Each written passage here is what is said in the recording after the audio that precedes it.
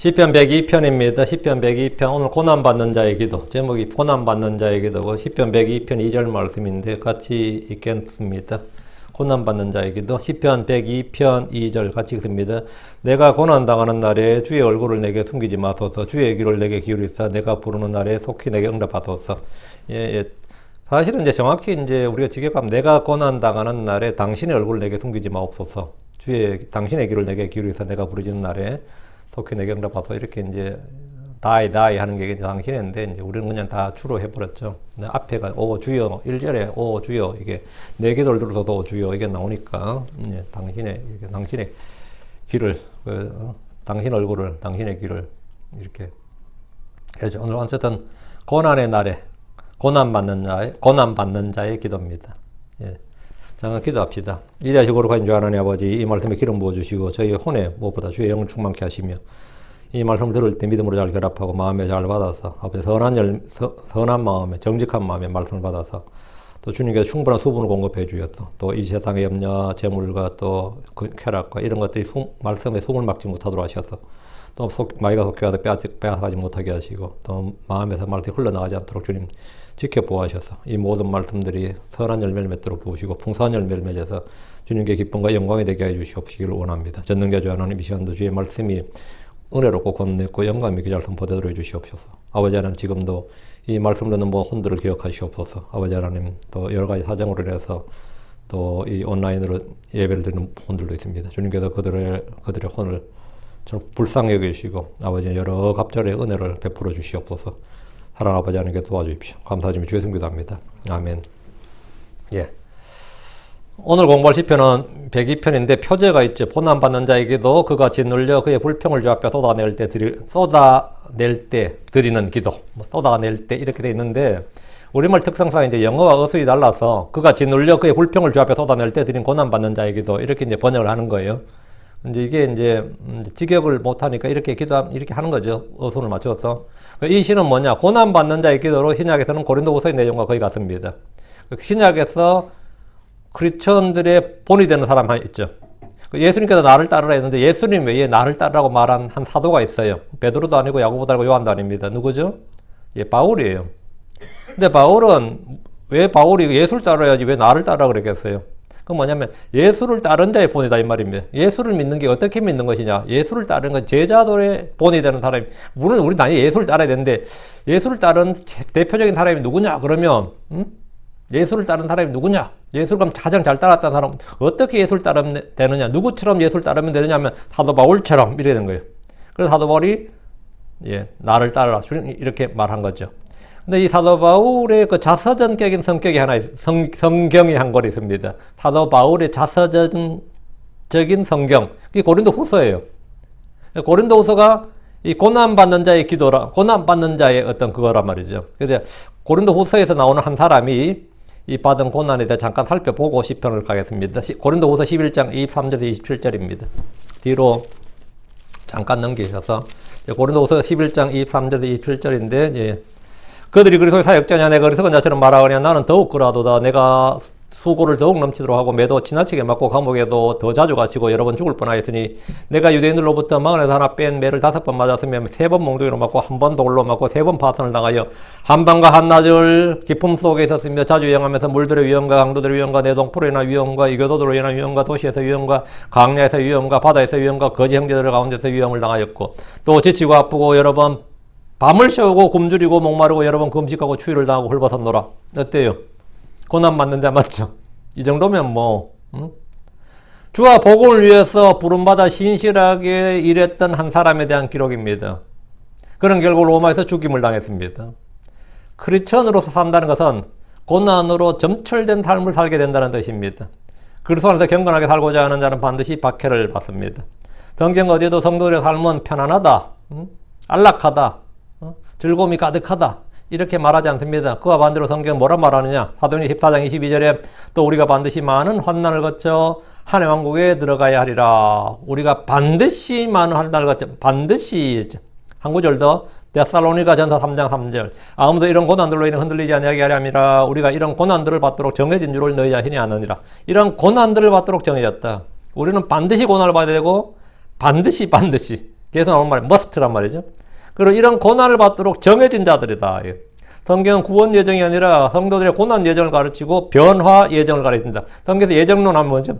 고난 예정, 변화 예정이. 우리 모두 그리스도의 형상으로 변화되도록 예정되어 있습니다. 그리고 우리 모두가 이 땅에 사는, 육신으로 사는 동안은 고난을 받도록 정해진 자들이다. 우리가 이런 고난들을 받도록 정해진 줄을 너희 자신이 아느니라. 됩니다. 고난 받도록. 그래서 디모데후서 3장 12절에 참으로 그리스도 예수님 안에서 하나님 뜻대로 살고자 하는 자는, 경건하게 살고자 하는 자는, 살고자 하는 모든 자는 핍박을 받을 터이나, 이 땅에서 크리스천의 삶, 특히 경건하게 살고자 하는 성도라면 예외 없이 그런 핍박을 받을 겁니다. 이는 구약 성도들도 마찬가지였습니다.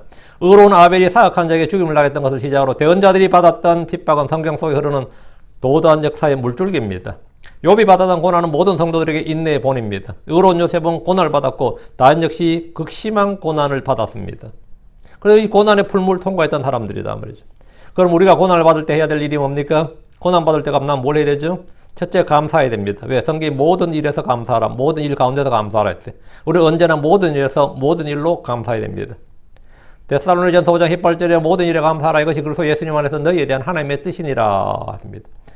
에베소 5장 20절에 모든 일로 인해 우리 주 예수 그리스도의 이름으로 항상 하나님과 아버지께 감사하고, 모든 일 안에서 모든 일로 인해서. 우리는 뭐 해야 되냐면 감사해야 된다고요. 저 너무 아파 죽겠습니다. 한 일마다 안 돼서 미치겠습니다. 그럼 제가 뭘 해야 되겠습니까? 감사해야 된다고요. 물론 뭐 처음에 회개해야 됩니다. 뭐 죄를 자백해야 됩니다. 할 수 있지만 일단 감사해야 된다고. 감사해야 됩니다. 둘째, 고난받는 성도들은 뭐 해야 되냐? 기도해야죠. 항상 기도해야지 뭐. 기도를 쏟아부어야 됩니다. 너희 가운데 고난을 당한 자가 있느냐? 그는 기도할 것이요. 즐거워하는 자가 있느냐? 그는 시를 노래할지어다. 너희 가운데 고난을 당한 자가 있느냐? 있죠. 그는 뭐 할 거라고? 그는 기도할 것이요. 고난받는 자에 대해 일 기도하는 거다 말이죠. 고난 당할 때 우리가 할 일은 마음을 쏟아서 기도하는 겁니다. 자, 본문 보겠습니다. 내 기도를 들으소서 오 주여, 또 나의 부르짖음이 주께 이르게 하소서. 내 기도를 들으소서 오 주여. 고난받던 시편 기자는 주의 말씀에 따라 기도했습니다. 내 기도를 들으소서 오 주여. 고난당하는 자가 있느냐? 했지. 그는 기도할 것이요. 그는 기도한 거예요. 내 기도를 들으소서 오 주여.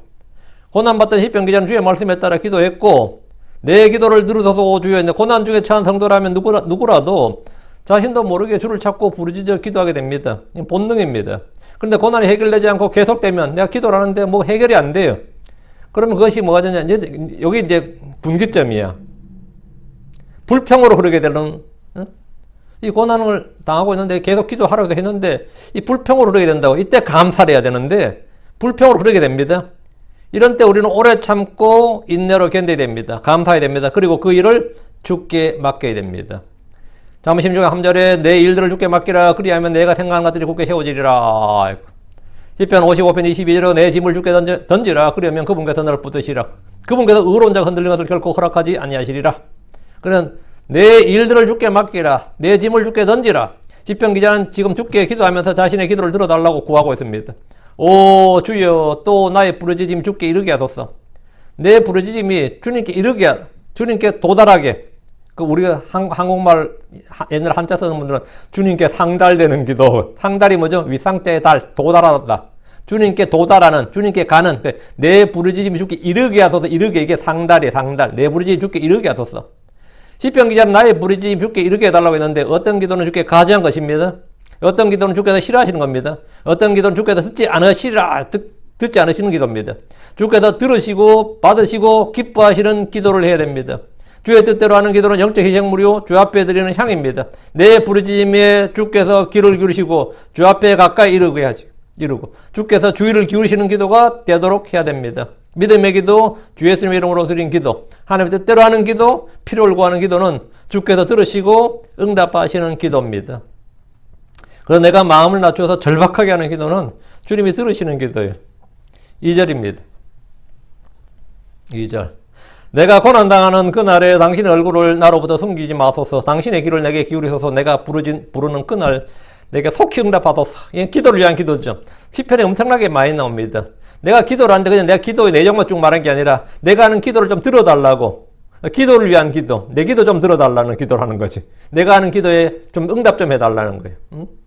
내가 고난 당하는 날에 그날에 했는데 일상의 고난, 뭐 병이 들었다든가 파산을 했다든가 뭐 이혼을 했다든가 뭐 자식이 아프다든가 뭐 계속 뭐 결혼 생활이 지금 어렵다든지 뭐 그런 사람마다 고난이 있잖아요.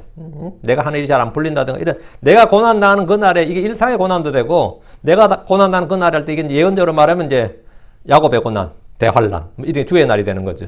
내가 고난 당하는 그날에 사람은 태어나면서부터 고난 중에 있습니다. 인생이란 고통의 바다 위를 항해하는 것이란 말이 있습니다. 고통의 바다를 한자로 뭐라 그래요? 고해라 그래요. 고해. 그게 불교 용어죠. 그 불교에서도 다른 건 몰라도 이거 사람 인생에 대해서 참 잘 논했어요. 그러니까 사람들이 공감하는 겁니다. 불교는 일종의 철학이에요. 사실 종교라기보다는 제가 볼 땐 철학이에요. 인생에 대한 인생과 인간과 특히 이 고통을 깊이 연구한 그 고통을 아주 깊이 통찰력 있게 연구한 철학이 제가 볼 때는 불교예요. 근데 그게 이제 힌두교하고 결합해가지고 지금 종교가 되어버렸지만 불교 자체는 물론 철학입니다. 인생이란 고통의 바다 위를 항해하는 것이다. 욥기 5장 7절에 불티가 위로 날아가는 것 같이 사람은 고생하려고 태어났느니라 합니다. 불티가 위로 날아가는 것 같이 사람은 고생하려고 태어났느니라. 이 말에 많이들이 충분히 공감할 겁니다. 악인은 악을 행하다 고난을 당하고 의인은 의를 행하다 고난을 당하고 아무리 평안히 잘 사는 것처럼 보이는 사람들도 고난이 있습니다. 그런데 주의 성도들 특히 크리스천들은 고난이 더욱 많습니다. 이게 참 역설이에요. 예수 믿어 잘 되려고 예수 믿었는데 그죠? 고난이 더 많다는 거죠. 내가 고난당하는 그날에 당신 얼굴을 나로부터 숨기지 마소서 했는데 주께서 내 기도를 들어주시라 이 말입니다. 내가 부르는 그날에 내게 속히 응답하소서. 내가 부르는 그날 내게 속히 응답하소서. 그는 즉각의 응답, 빠른 응답을 구하고 있습니다. 그만큼 사정이 절박하고 급했기 때문입니다. 지금 위험에 처해 있는데 기다리라고 하면 그 말은 거절이나 다름없습니다. 지금 막 당장이 급한데 재촉하지 말고 기다리라 그러면 어때요?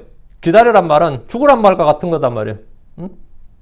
그 이스라엘이 여러분이 이제 중동전쟁 뭐 1차, 2차, 3차, 6차, 7차까지 들었죠.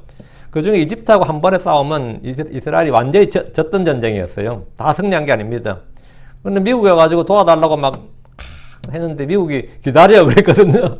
그때 이스라엘 총리가 기다리란 말을 우리 보고 죽으란 말입니다 그랬다는 거예요. 그만큼 절박했던 거예요. 지금 기다리라가 아니다며. 거절이라 다름없어요. 주께서 많은 경우에 기다리라고 하십니다. 주님은 때를 우리보다 잘 아시죠. 사울왕은 적들을 앞에 두고 사무엘을 기다렸는데 이 기다리다 더 이상 기다리지를 못해가지고 직접 번제물을 드렸습니다. 그 일로 그는 주께 버림받았습니다. 인내하지 못한 거예요. 많이들이 믿은 후에 주를 기다리지 못해 죄를 짓습니다. 농부들은 씨를 뿌린 후에 그 위에 비가 내리기를 기다립니다. 그리고 수확 때까지 기다려요. 수고한 일꾼은 일을 한 후에 품삯을 기다립니다. 왜 안 주지 하면 계속 집에 안 가고 기다리죠. 머뭇거리고 기다리고 있어요. 왜? 품삯 내놓으라고.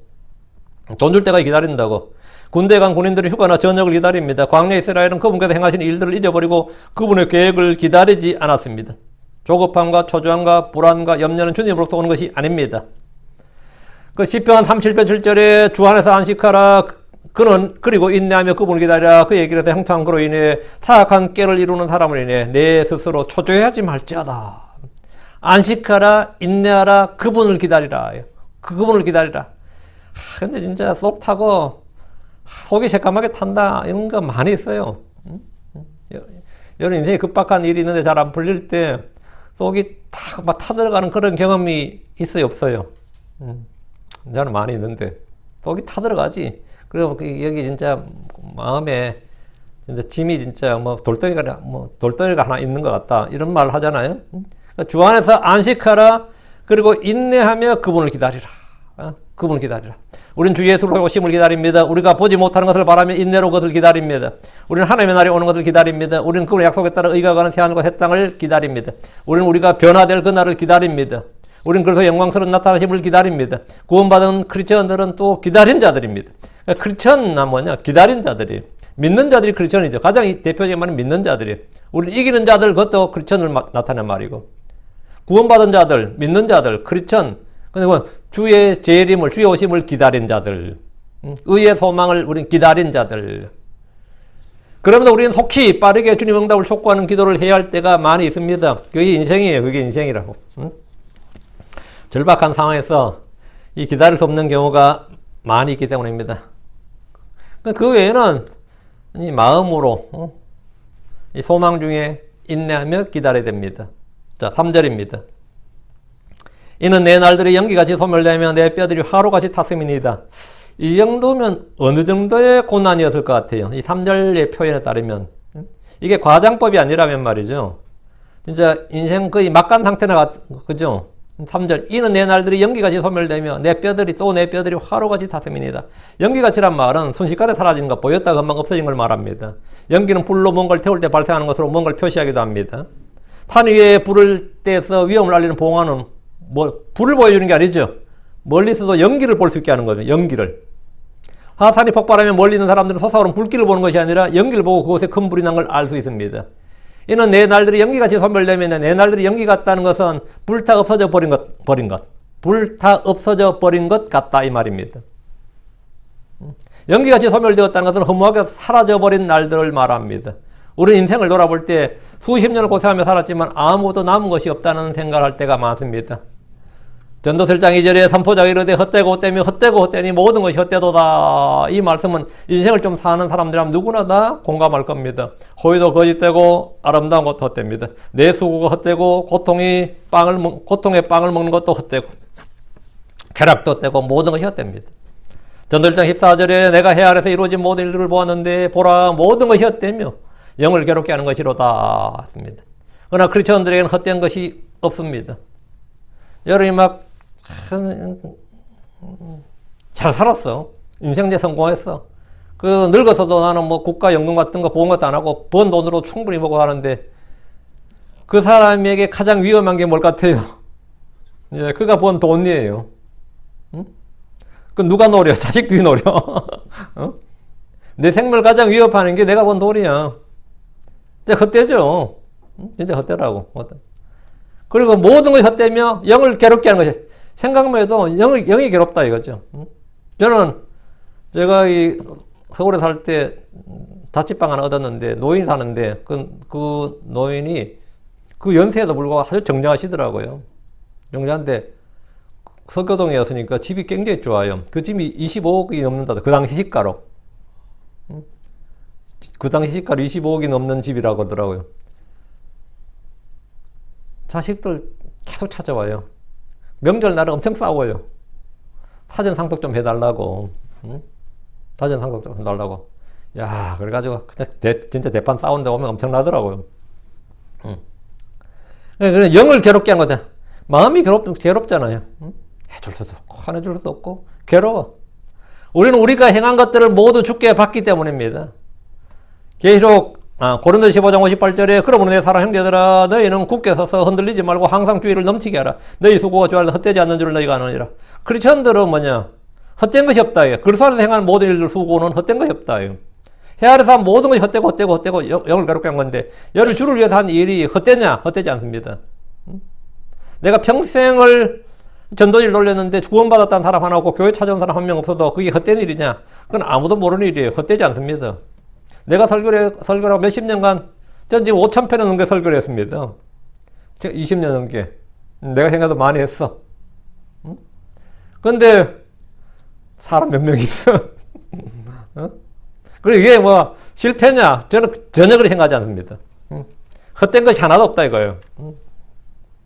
우리는 우리가 행한 것들을 모두 주께 받습니다. 주께서 우리가 행한 대로 보상해 주시는 하나님이십니다. 다시 3절. 내 뼈들이 화로같이 탔음이니이다. 이것은 고난의 크기를 보여주는 말씀입니다. 극심한 고통을 표현할 때 뼈가 부서집니다. 뼈에 사무친다, 뼈를 갈아 넣는다 이런 말도 우리가 일상에서 쓰는 말이죠. 그거 어떻게 진짜 내 뼈를 갈아 넣었다. 뼈가 불탄다는 것은 뼈를 갈아 넣었다보다 더 극심한 고통. 고통을 가장 극대화한 말이 뭐냐면 내 뼈들이 화로같이 탔음이니이다.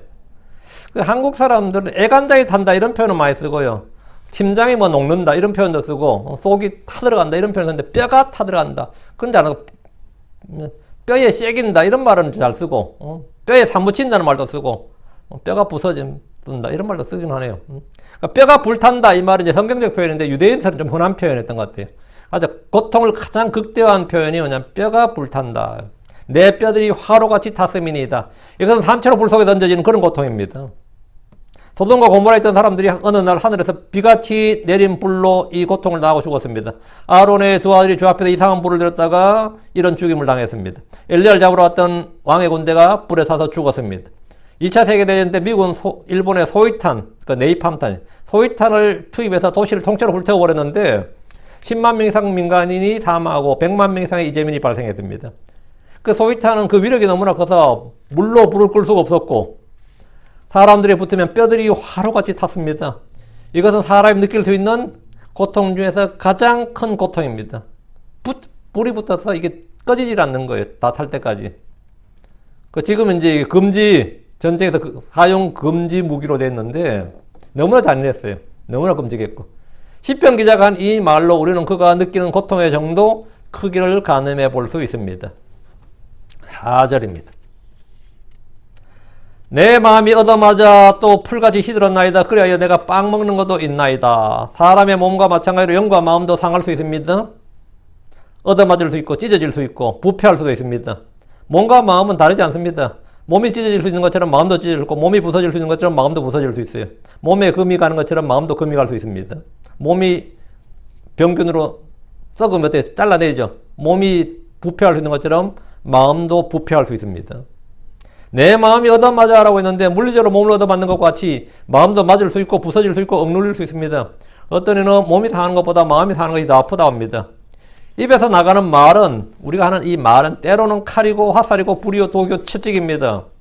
성경 말하기를 로마 3장 13절에 그들이 자기 혀로 속임수를 쓰나니 그들의 입술 밑에는 독사의 독이 있고 그들의 혀로 속임수를 놓는데 그들의 입술 밑에는 뭐가 있다? 독사의 독이 있다. 사람의 입속에는 독이 있다고. 독. 누군가를 감염시키고 죽일 수 있다고. 그 독으로 누군가를 그 사람의 마음을 부패시킬 수 있다고. 그래서 자꾸 이 악한 사기를 하면 그 사람이 내가 부패된다. 왜? 독이 있기 때문이죠. 야고 3장 8절에 혀는 아무도 능히 길들이지 못하나니 그것은 다스릴 수 없는 악이요 죽이는 독으로 가득한 것이니라. 죽이는 독으로 가득하다. 죽이는 독. 혀는 중독되기, 독은 이 혀의 독은 말이죠. 중독되기 전까지 잘 알지 못하지만 서서히 몸과 마음을 마비시킵니다. 치명적인 독은 즉사시킵니다. 그래서 사람들 중에는 어떤 말을 듣고 절망하고 극단적인 선택을 해버립니다. 예전에 한국에 이제 전직 대통령이었던 분이 왜 자기 시골 촌부 같은 자기 형한테 그런 사람이 그 대우 사장이었을 거예요. 지금 기억나네. 남산국인가 뭐. 왜 그 뇌물 주냐는 식으로 이제 그 공개적으로 TV 방송에서 했어요. 그 사람 몇 시간 뒤에 한가로 죽었습니다. 현직 대통령이 뭐 그렇게 말하니까 그게 얼마나 충격이 컸던지 진짜 죽이는 독이었어요. 그게 진짜 멀리 날아온 화살이었다고. 그게 칼이었고. 말의 힘이 얼마나 무서운지 말 한마디 죽어버린 사람들 보면 알 수 있습니다. 말 한마디에.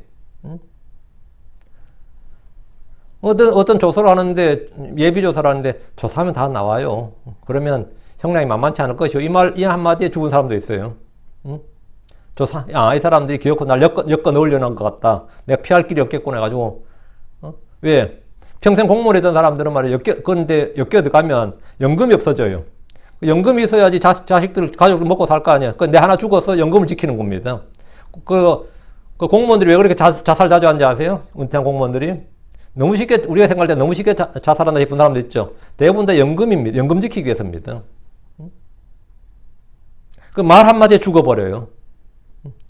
내가 기어코 네 엮어 넣는다 그러면, 뭐 경찰 조사이든, 뭐 검찰 조사이든지, 재판도 안 가고 자살한 거 많거든요. 그런 사람 보다죠. 이 말의 힘이 얼마나 무서운지, 그 사람들, 나는 뭐, 별거 안 했다는데, 사실 말로 죽인 겁니다. 말이 칼이고, 화살이고, 독이에요. 그리고 그게 불이라고. 내 마음이 얻어맞아 또 풀같이 시들었나이다. 이 말은 기가 죽었다, 풀이 죽었다 하는 표현이지만, 우울증에 걸렸다, 대인기피증에 공황장애까지 왔다는 말과 같습니다. 내 마음이 얻어맞아 또 풀같이 시들었다. 내가 풀같이 시들었다 이 말이 뭐예요? 요즘은 언어폭력이란 말을 쓰는데 마음을 상하게 하면 꼭 그의 몸은 물론이고 삶을 파괴할 수 있기 때문입니다. 그리하여 내가 빵 먹는 것도 잊었나이다. 어떤 사람은 욕을 먹었는데 배가 불러서 식욕이 없다 그러죠. 왜 안 먹냐 그러면 내가 오늘 욕을 너무 많이 먹었더니만 욕 먹었더니 배가 부르다. 욕 먹었는데 배가 왜 부른 것 같아요? 모욕적인 말을 듣고 수치심이나 분노를 느끼고 마음이 나 힘들 때, 허기를 잊어버릴 때 쓰는 말입니다. 내가 욕을 먹었는데 너무 마음에 분노가 일어나. 어? 그리고 내 기가 차. 어이가 없고 기가 차요. 그럼 어떻게 되는지 아세요? 식욕이 없어져. 식욕을 또 못 느껴. 순간적으로 이 혼이 몸에 미친 영향입니다. 그러면 그런 사람 쓰는 말이 뭐냐면 오늘 욕을 많이 먹었더니 배가 부르네 그래요. 근데 그게 문자적으로 의학적으로 맞는 말입니다. 그리하여 내가 빵 먹는 것도 잊었나이다 이 말이. 근데 반대로 마음의 슬픔이나 좌절감이 있을 때 폭식을 하는 사람들도 있어요. 반대로 먹는 걸 잊어버린 사람도 있고 마음이 너무 허하기 때문에 막 먹는 걸로 채우는 사람이 있어요. 어떤 사람들은 아무것도 넘어가지 않는다. 물이나 미음조차 넘기지 못한 사람들. 그래서 막 몸이 살에 막 빠지는 사람들이 있고, 반면에 그런 스트레스를 너무 받아가지고 살이 막 찌는 사람들이 있어요. 그건 뭐 전 다른데. 이 시편 기자는 어떤 경우였냐면 빵 먹는 것도 잊었다. 즉 아무것도 먹지 못했다 이 말입니다. 여러분 어떤 과예요? 마음이 얼마나 상했는지 엿볼 수 있는 장면인데 굶는 것보다 먹는 게 낫지 아무래도. 굶는 것보다는. 5절입니다. 나의 신음하는 목소리로 인하여 내 뼈들이 살갗에 붙었나이다. 아플 때 우리는 신음합니다. 슬플 때도 신음하는 목소리를 냅니다. 지치고 힘들 때도 신음하는 목소리를 냅니다. 뼈들이 불타고 마음이 얻어맞아 풀같이 시들 때 그 사람의 목소리에 힘이 있고 즐거울 수가 없습니다. 나의 신음하는 목소리로 인하여 이 말은 고통의 결과이지 원인은 아니죠. 이건 고통의 결과지 원인이 아닙니다. 신음하는 목소리 때문에 내 뼈들이 살갗에 붙은 것이 아니라 그런 고통으로 인해서 내가 신음하는 목소리를 내는 겁니다. 목소리는 고통의 원인이 아니라 고통에 따른 현상의 결과입니다. 시편 기자는 뼈들이 살갗에 붙는 그런 고통으로 신음했고 신음하는 목소리를 냈습니다. 이것은 우리 주님이 우리를 위해 채찍에 맞으실 때 십자가에 못 박힐 때 냈던 목소리입니다. 십자가 위에 계신 주님의 거친 숨소리를 생각해 보십시오. 그럼 우리가 똑같이 살과 피를 취하셨고 사람이 되셨기에 똑같은 고통을 받으셨습니다. 우리는 보통 힘들 때 혀가 입천장에 붙었다고 합니다. 욥은 고통 중에서 욥기 19장 1절에 내 뼈가 살갗과 살에 달라붙었으니 내가 잇몸만 가지고 피신하였도다 했습니다. 얼마나 힘든지 느껴집니까?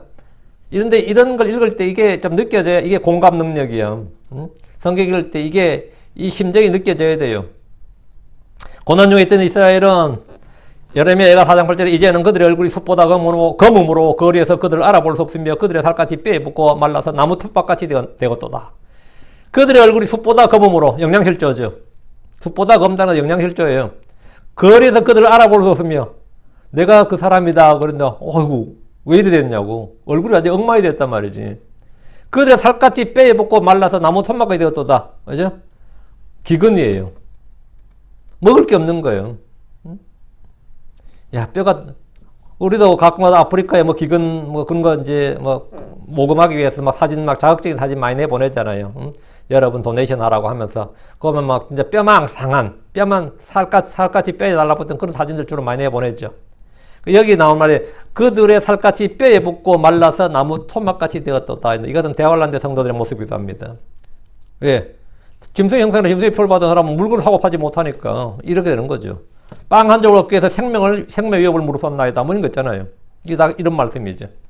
우리 주께서도 말씀하시기를 10편 22편 15절에 내 힘은 질그릇 조각같이 말랐으며 내 혀는 내 턱에 붙나이다. 또 주께서 나를 사망의 티끌 속에 두셨나이다. 그분의 고통 이런 말씀들을 통해서 우리 속에 그대로 전달됩니다. 주님은 왜 이런 고난을 받으셨습니까? 주님은 왜 이런 고통을 받으신 거예요? 주님 우리를 위해 고난을 받으셨고 희생물이 되셨습니다. 우리를 위해 죄가 되셨고 우리를 위해 저주가 되셨고 우리를 위해 자신을 향기로운 냄새 헌물과 희생물로 하나님께 드리셨습니다. 우리를 위해 그분은 그분의 몸에 친히 그분 자신의 몸에 채찍을 맞으셨습니다. 베드로전서 2장 21절에 그리스도께서 우리를 위해 고난을 당하심으로 우리에게 본을 남겼사 너희가 자신의 발자취를 따라오게 하셨느니라. 어떤 부모들은 자기들이 고생하는 것은 모두 자식들을 위해서라고 말합니다. 남편들은 가족들 위해서 일한다 그러고 고생한다고 말합니다. 내가 누구 때문에 이 고생을 하는 줄 아느냐 이렇게 외치는 사람들도 많이 있습니다. 저는 어릴 때 참 많이 들었어요. 그냥 다 먹고 살자고 하는 일인데 그게 너무 삶이 비참하고 허무하고 하니까 이 자식들 핑계 대는 사람 많잖아요.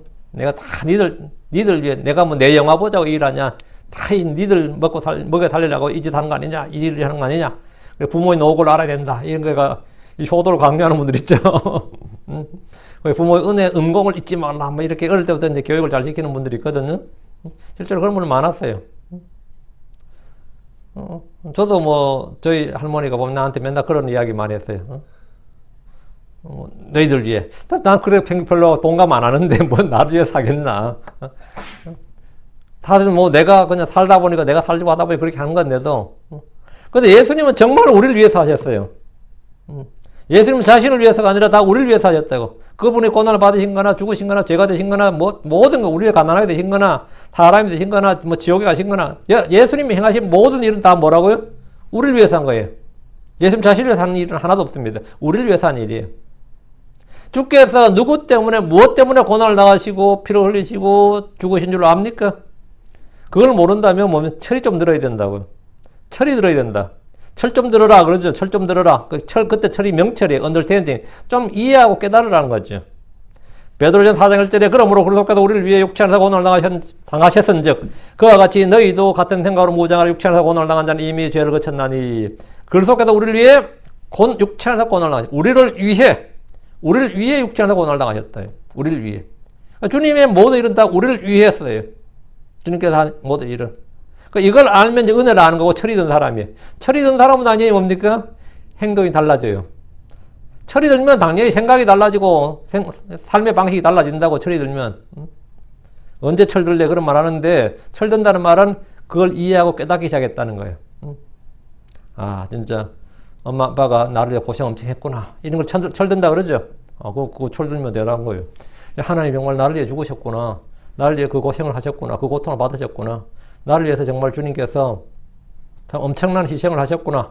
그 정말 큰 사랑, 이 크신 긍휼 베푸셨구나. 이게 성도들이 이제 다 깨달아. 초신자 때는 사실 잘 몰라.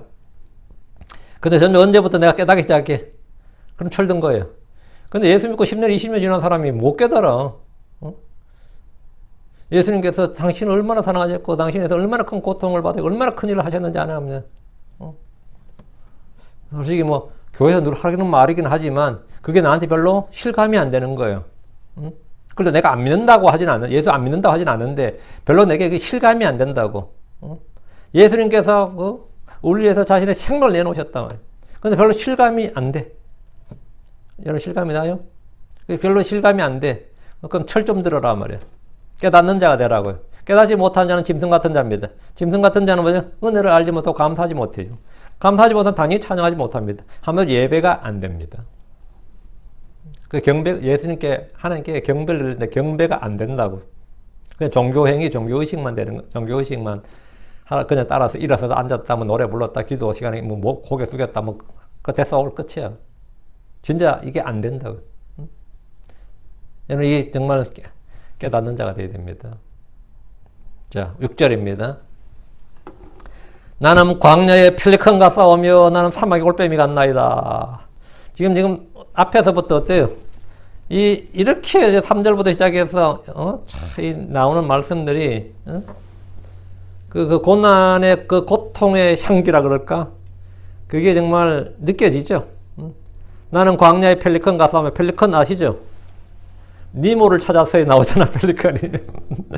나는 광야의 펠리컨과 싸우면 나는 사막의 올빼미 같나이다. 펠리컨은 성경에 3번 나오고, 올빼미는 14번 나오는 구절인데, 펠리컨이나 이 올빼미는 모두 부정한 짐승들로 식용이 금지된 겁니다. 여러분, 펠리컨을 만약 찾아보시면, 못 먹는 게 없어요. 이놈이 사람이 바닷가에 이제 좀 쉬면서 탁 앉아있는데, 사람 머리에 이불 쫙, 사람 삼키려고 머리에 이불 대는 그런 장면도 있고, 못 먹는 게 없어요. 내가 펠리컨 같다, 올빼미 같다는 말은 내가 부정한 짐승과 같다 이 말입니다. 왜 부정한 짐승 같아요? 너무 배가 고프니까 못 먹는 게 없는 거예요. 쥐도 잡아먹고 뱀도 잡아먹어요. 나는 주의 백성으로서 이 성경에 따라서 이 음식교를 아는 사람이지만 지금 음식교로 따질 때가 아니야. 사람도 잡아먹을 자식도 잡아먹을 판국이에요. 이 말은 한국 사람에게 말이죠. 내가 똥개 같다는 표현보다 내가 정말 똥개 같습니다. 이 표현보다 더 모욕적인 표현입니다. 이게 내가 펠리컨 같다, 올빼미 같다 이 말은. 펠리컨과 올빼미가 부정한 짐승들인 것은 물론이고 그들이 먹는 건 역시 부정한 것들입니다. 그들은 풀이나 나뭇잎이나 씨를 땅에 씨를 먹는 것이 아니라 닥치는 대로 잡아먹습니다. 펠리컨은 비둘기나 토끼도 굴고 삼키는 블랙홀과 같은 입을 가지고 있습니다. 그러나 이제 광야의 펠리컨은 사정이 좀 달라요.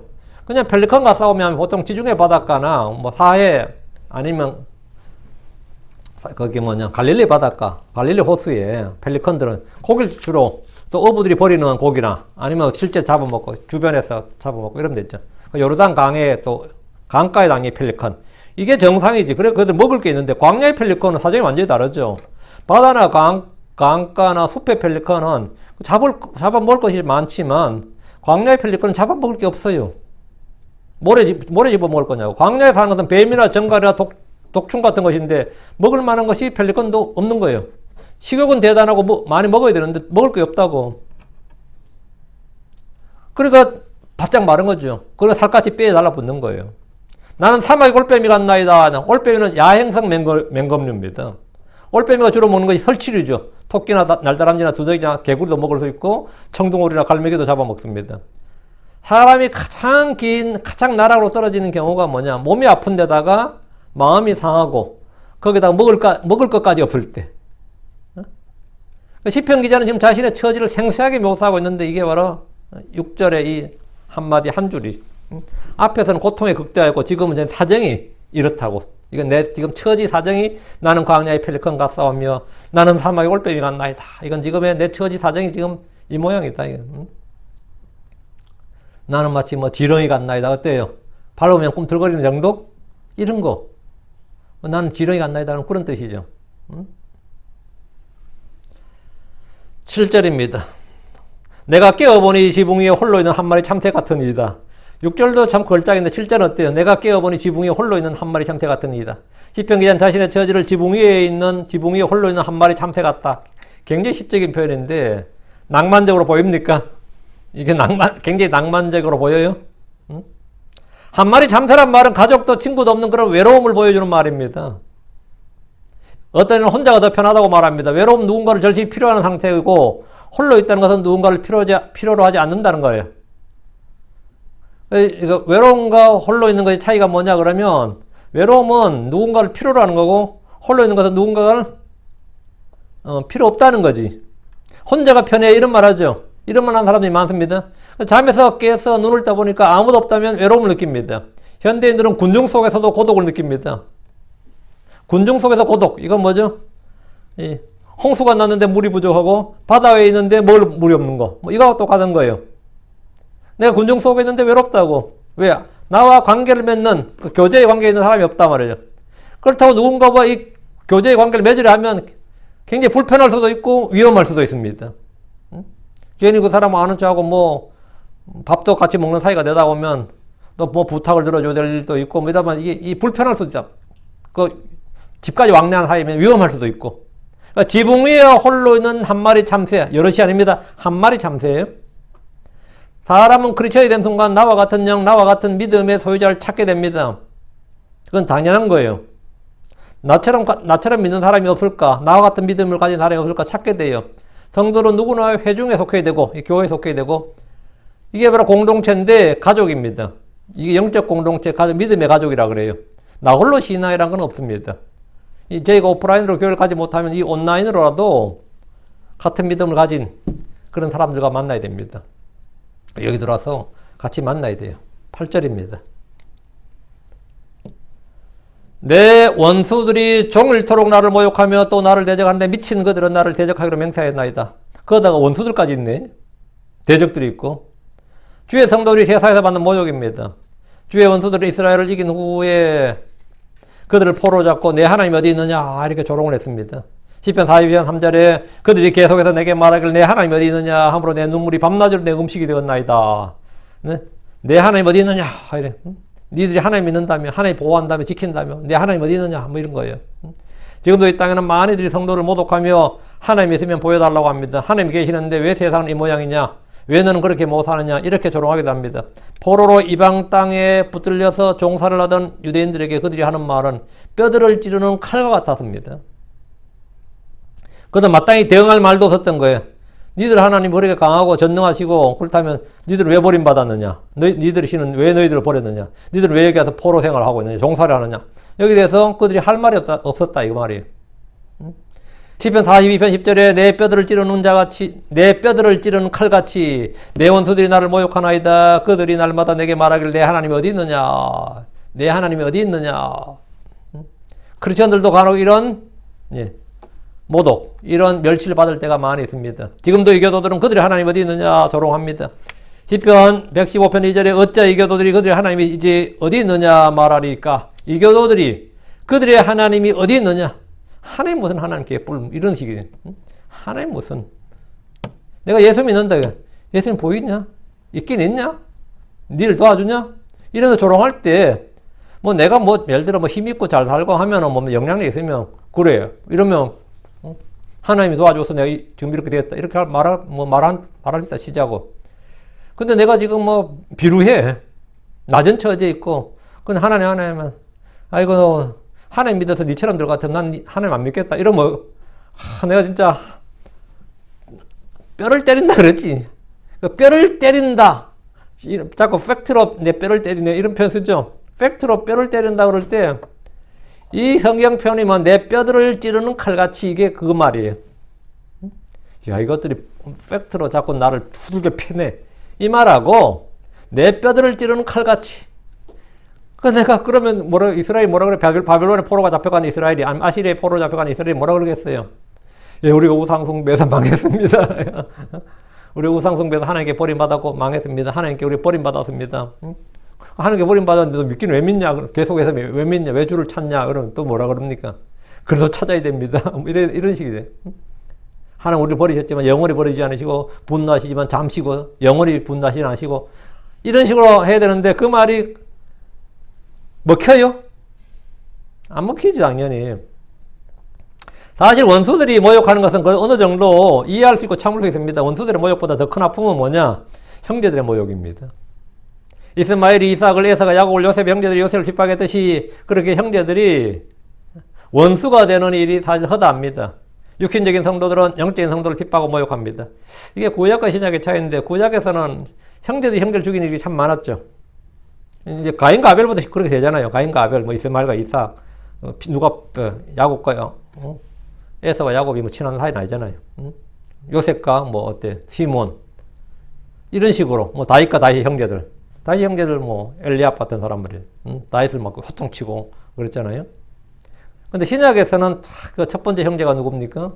베드로와 안드레잖아요. 그 안드레가 형제가 베드로를 딱 데려와서 주님께 이게 가인과 아벨과의 정반대 장면이잖아요. 서로 죽이는 관계가 아니라 서로 형제가 형제를 복음으로 인해서 살리는 생명의 관계. 이게 신약은 생명이다 말이지.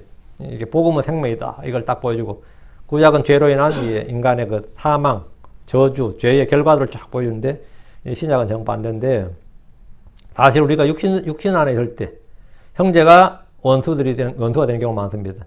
우리의 가장 큰 원수들이 누구냐? 육신적인 성도들은 우리의 가장 큰 원수들이 됩니다. 육신적인 성도들이 영적인 성도를 핍박하고 모욕합니다.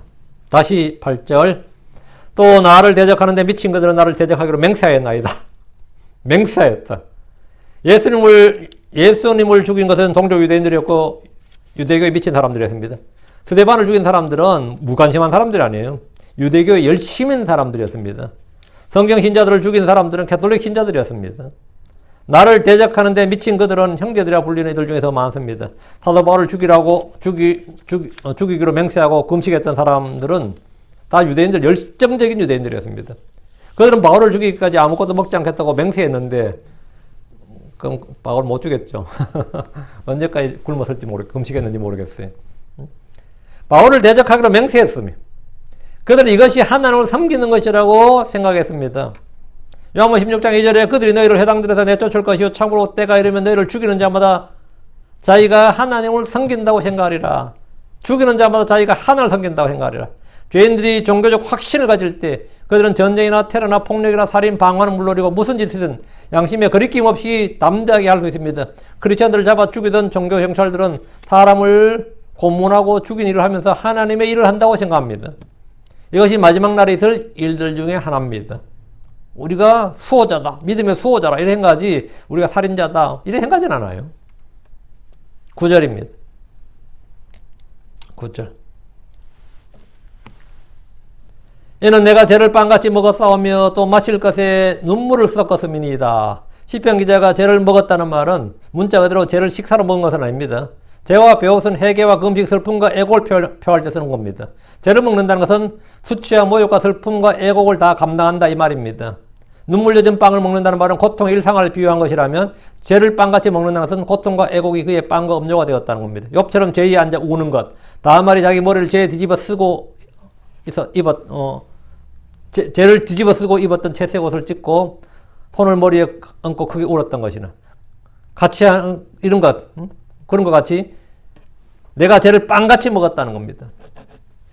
또 마실 것에 눈물을 섞었음이니이다. 근데 물을 마실 때 흐르는 눈물로 인해 물을 마시는지 눈물을 마시는지 모르는 그런 정도의 고통을 받을 때 이런 말 합니다. 마신 물보다 흘린 눈물을 더 많이 먹었다는 사람도 있습니다. 내가 마시는 물보다 흘린 눈물을 더 많이 먹었다는 사람도 있습니다. 10절. 이는 주의 경로와 주의 분노 때문이니이다. 이는 주께서 나를 들어 올려 아래로 내던지셨기 때문이나이다. 주께서 당신이 이는 당신의 경로와 당신의 분노 때문이다. 죄를 빵같이 먹고 음료에 눈물을 섞어 마신 것은 우리의 죄와 불법 때문에 해야지 왜 주의 경로와 주의 분노 때문이라고 합니까? 좀 황당한 말 아닌가요? 내가 나의 불법과 나의 죄로 인해서 나가 이렇게 지금 징계를 받고 형벌 담당한다. 그래야 되는데 주께서 나를 들어 주의 경로, 주의 분노 때문이라는 거예요. 지금 본문에는 어쨌든. 그래서 이 말은 주께 핑계를 대는 것이 아닙니다. 이스라엘이 죄와 불법을 지을 때 주와 주의 벌 버릴 때 우상을 숭배할 때 주의 경로와 분노가 그들 위에 쏟아 부어지기 때문에 내가 받는 이런 고통과 고난이 주의 경로와 주의 분노 때문이라는 것은 우리의 죄와 불법의 결과다. 우리가 저지른 잘못에 대한 주의 징계의 심판이다. 이런 말입니다. 이 말이. 이는 주의 경로와 주의 분노 때문이다면은 우리가 행한 모든 불법과 잘못에 대한 주의 경로, 심판. 주님께서 율법에 따른 이 주의 경로와 주의 분노를 쏟아 부으셨다. 이 말입니다. 그러니까 주의 경로와 주의 분노 때문이라면 이 주님 때문에 이 말이 아니고 그거는 결과고 심판의 집행. 내가 지은 죄, 내가 저지른 죄와 불법, 내가 저지른 잘못에 대한 주의 징계요 심판임을 인정하는 말입니다. 이 10절 말씀이. 의로운 자들이 받는 고난은 마음에 평안이 있고 견딜 수 있는 힘이 있고 이길 수 있는 힘이 주어지지만 죄와 불법으로 인해 받는 고난은 고통과 슬픔과 애곡뿐입니다. 의로 인해 받는 고난과 죄로 인해 받는 고난은 겉보기에 같아도 전혀 다른 겁니다. 그러면 이 속에서 있는 그 견딘 힘에서 승리하는 힘에서 달라요. 의로 인해 받는 고난은 이 진짜 몸이 불에 타더라도 그 불의 고통을 이길 수 있는 그런 담대함, 그런 힘이 주어지는 것이고 죄로 인해 받는 고난은 뭐 그냥 온전히 그런 힘이 안 주어지는 거죠. 다시 10절. 이는 주께서 나를 들어 올려 아래로 내던지셨기 때문입니다. 주님의 징계의 심판 방법입니다. 누군가를 들어 올려 아래로 내던지면 그의 몸은 박살이 납니다. 높은 곳에서 아래로 던지면 아주 끝장이 날 겁니다. 토네이도가 일어나면 땅에 있는 것들이 강한 바람에 위로 높이 들렸다가 아래로 던져집니다. 태풍이 일 때 바다에 있던 배들은 물결과 더불어 높이 들렸다가 아래로 곤두박질을 칩니다. 이사야 22장 18절에 참으로 너를 공같이 맹렬히 돌리며 큰 죄로 던지리니 거기서 내가 죽고 거기서 내 영광의 병거들이 내 주인의 집에 수치가 되리로다 됩니다. 욥기 27장 21절에도 동풍이 그를 끌어감으로 그가 떠나가되 폭풍이 그를 내던져서 그의 처소를 떠나게 하는 것 같으리라 합니다.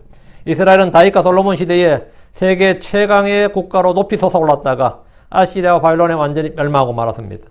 그리고 온 땅이 흩어져서 짓밟히는 티끌이요 먼지같이 되었습니다. 주의 날 마귀를 따르고 섬기던 자들 역시 이와 같이 될 겁니다. 이와 같이 멸망합니다. 11절입니다. 내 날들은 기울어지는 그림자가 싸우며 또 나는 풀같이 시들었나이다. 나는 지금 어떤 상태인가 지금 계속 나오고 있죠. 3절부터. 해가 기울었다, 달이 기울었다 하면 뭐죠? 저물어 간다, 진다는 뜻이죠. 해가 있으면 그 해 그림자가 있습니다. 기울어진다는 것은 뭐죠? 기울어지는 그림자란 말은 황혼의 저녁 때를 말합니다. 내 날들은 기울어지는 그림자가 싸우며 이 말은 내가 나이가 들어서 늙었다, 죽음이 가까이 왔다 이 말입니다. 사실 사람들은 언제 죽어도 이상한 것이 없지만 나이 들고 병이 들 때 이런 말을 합니다. 또 나는 풀같이 시들었나이다. 나이 5, 60이 되면 이 거울 앞에서 자신의 시들어가는 모습을 볼 수 있습니다. 한 40대까지는 그런 게 별로 없을지 몰라도 50만 넘어도 늙어가는 걸 느낄 수 있어요. 전에 찍었던 사진과 지금 찍은 사진을 보면 얼마나 시들었는지 확연히 차이를 알게 됩니다. 3년, 4년 전 사진하고 지금 사진이 완전히 달라요. 10년 전 사진 보면 완전히 전에 몰랐는데 아 그때 젊었구나 하는 걸 깨달아요. 내가 지금 늙었구나가 아니라 그때 젊었구나 하는 걸 깨닫는다고. 얼굴이 완전히 다르다고. 시편 기자는 마음과 몸이 상한 자신의 날들을 보면서 기울어지는 그림자, 시들어진 풀과 같다고 고백하는 겁니다. 시들어진 풀. 어때? 풀도 싱싱할 때야 예쁘지. 시들어진 풀이다. 12절. 진짜 이 시들어진 풀이 맞죠? 이 수분이, 피부에 수분이 빠지잖아요, 지금. 그러다 점점 가려워지고 어떻게 되죠? 자고, 예. 그러다 피부에 보습제도 발라야 되고, 뭐, 이런 거 있죠. 그리고 뭐 등이 가렵다, 뭐, 어디 가렵다, 왜 가렵냐 하면, 시들고 있는 거예요, 피부가. 시든다, 수분이 빠진다. 점점 그래요. 12절입니다. 그러나 오 주여 당신은 영원히 계시오며 또 주를 기억하는 것은 모든 세대에 있으리이다. 사람의 생명, 날들은 짧고 풀같이 시들고 땅에 떨어져 죽지만 주께서는 영원히 사십니다. 그러나 오 주여 당신은 영원히 계시오며 주님은 영원히 살아계십니다. 주님은 영원히 살아계십니다. 주님은 그분 자신의 생명을 우리에게 주십니다. 우리가 주께서 주시는 영원한 생명을 얻으려면 주 예수를 믿으면 됩니다. 영존한 생명은 주께서 복음을 믿는 자들이 주시는 은혜의 선물입니다. 저 사람 아담은 생명나무 열매를 먹지 않고 사망을 선택했습니다. 지금도 많은 사람들이 생명이신 주 예수 그리스도를 선택하지 않고 사망을 택함으로 멸망합니다. 요한복음 3장 15, 16절에 이것은 누구든지 그를 믿는 자는 멸망하지 않고 영원한 생명을 얻게 하려 함이니라. 하나님께서 세상을 이처럼 사랑하사 자신의 독생자를 주셨으니 이것은 누구든지 그를 믿는 자는 멸망하지 않고 영원한 생명을 얻게 하려 하심이니라. 주 예수님의 길이요 생명입니다. 유대인들은 영원한 생명을 얻기 위해서 선을 하고 율법을 지켜야 한다고 믿었습니다. 그들은 성경 기록들 안에서 생명을 얻는 줄로 알았습니다. 요한복음 5장 39절에 성경 기록들을 탐구하라. 너희가 그것들 안에서 영원한 생명을 얻는 줄로 생각하거니와 성경 기록들이 증언하는 게 뭡니까? 주 예수 그리스도입니다. 주 예수가 처음부터 계셨던 생명, 생명의 말씀. 내가 길이요 진리요 생명이 날 때 그 생명, 생명의 원천입니다. 그것들은 성경 기록들은 곧 나에 대하여 적어놓은 것들이니라. 그 처음부터 계셨던 영원한 생명이신 그분께서 우리 위해 죽으심으로써 우리는 그분의 생명, 영존한 생명을 값없이 얻게 되었습니다. 주여 당신은 영원히 계시오며. 그래서 우리도 이제 주님의 생명을 얻게 되면 우리도 이제 영원히 살아 있는 겁니다. 이게 영생입니다. 다시 12절. 또 주를 기억하는 것은 모든 세대에 있으리이다. 주를 기억하는 것은 뭐라고? 모든 세대에 있으리이다. 주께서 영원히 계시기에 주를 기억하는 것도 모든 세대에 있습니다. 어느 시대나 주를 부르고 주를 찾고 기억하는 소수의 남은 자들이 있습니다. 아무리 세상에 뭐 죄악이 넘치도 주를 기억하는 것은 모든 세대에 있다고. 어느 세대에는 있다. 대환란 때도 있고요. 주를 기억하는 소수의 남은 자들이 있습니다. 이 시대는 바로 우리가 그런 사람들입니다. 주를 기억하는 세대, 주를 기억하는 사람들. 이게 뭐냐면, 예. 그 이제 주와 주의 말씀을 기억하는 세대. 그게 바로 예, 주님으로부터 태어난 백성들이지. 내일 계속해서 다룰 겁니다. 요거는 이제 내일 계속해서 다룹시다. 자, 마치겠습니다. 오늘까지 그냥 기도합시다.